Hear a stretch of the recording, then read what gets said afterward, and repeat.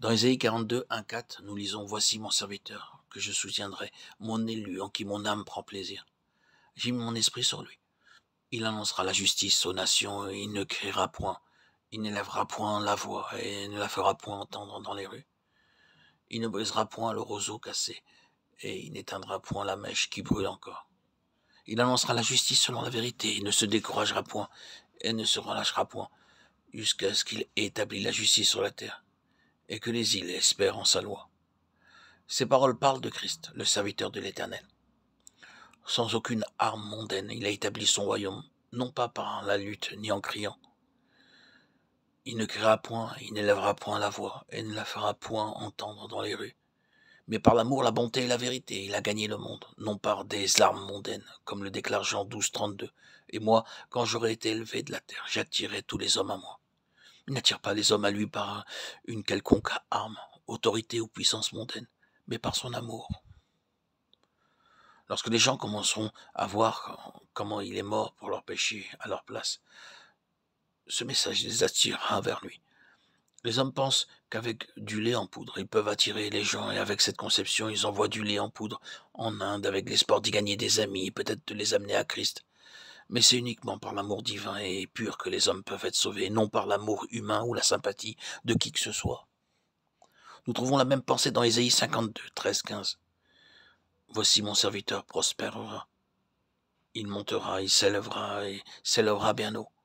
De même qu'il a été pour plusieurs un sujet d'effroi, tant son visage était défiguré, tant son aspect différait de celui des fils de l'homme. De même, il sera pour beaucoup de peuples un sujet de joie. Devant lui, des rois fermeront la bouche, car ils verront ce qui ne leur avait point été raconté, ils apprendront ce qu'ils n'avaient point entendu. C'est par la souffrance et l'œuvre de la croix que Dieu attire des hommes vers lui, et non par la charité ou par aucune autre arme ou richesse humaine. Plusieurs ont essayé de convertir les gens au christianisme par la force, la puissance, l'autorité ou par l'argent et la corruption, mais tous ont échoué. C'est pourquoi l'œuvre de Dieu souffre dans beaucoup de pays. Certains pensent qu'en donnant du travail ou de la nourriture à des gens pauvres, ils deviendront chrétiens. Des milliers sont baptisés, mais après il en résulte de la confusion, bien sûr. Il y a beaucoup de stérilité à cause de ce péché. Nous devrions prêcher le Seigneur comme le serviteur de l'Éternel, qui est venu pour servir et mourir à notre place. Par l'amour, la bonté et la vérité, notre Seigneur a gagné le monde, non par des armes mondaines. Et moi, quand j'aurai été élevé de la terre, j'attirerai tous les hommes à moi. Jean 12, 32. Amen. Alléluia. Gloire à toi, Seigneur Jésus-Christ. Tu nous as rachetés, amenés à toi par ton amour. Ton amour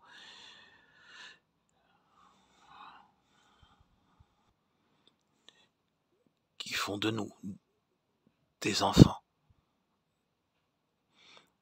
Et ainsi, des co-héritiers de ton royaume. À toi, Seigneur, tout honneur, toute gloire pour les siècles des siècles. Gloire à Dieu au plus haut des cieux, et paix sur la terre aux hommes qu'il aime.